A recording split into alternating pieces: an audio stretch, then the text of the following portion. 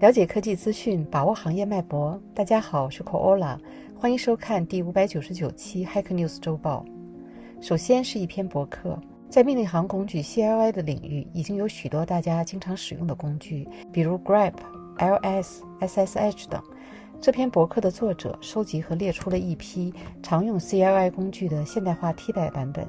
这些替代品往往拥有更好的性能和更强大的功能。如果你是 CLI 的重度使用者，可以在其中找找是否有你需要的替代工具。其次是一个叫做 Bold 的隧道工具，这个使用 Rust 编写的工具可以帮助你把你在本地的任何网站端口暴露给一个远程的服务器。如果你有把自己的本地服务暴露给公网做测试之类的需求，可以考虑使用它。假如你想建立和管理接下来一周的计划，包括记录你的一些想法等， Week2Go 这个小工具可以帮助你完成这个工作。Week2Go 定位于隐私优先，它可以将所有数据都保存在本地的电脑端。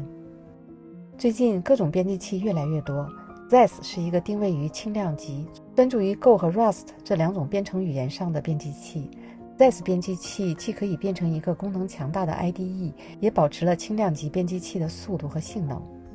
接下来是一个叫做 Pinray 的可自建的图片册，它自称是图片分享社交网站 Pinterest 的开源替代品。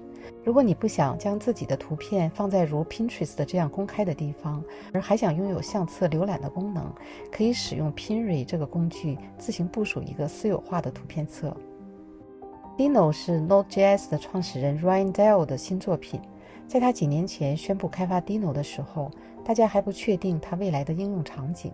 不过最近 Dino 以公司的形式推出了他们的 Deploy 服务，一种 Function as a Service 即 FaaS 服务。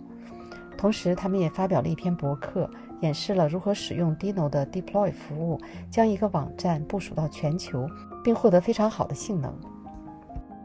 最后是一个小游戏，这是一个类似一维魔方的游戏。游戏开始时，你会获得4行4列、颜色排列无序的圆饼。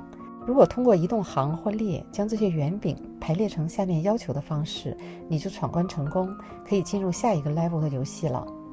以上就是本期 Hack News 周报摘要，谢谢您的收看。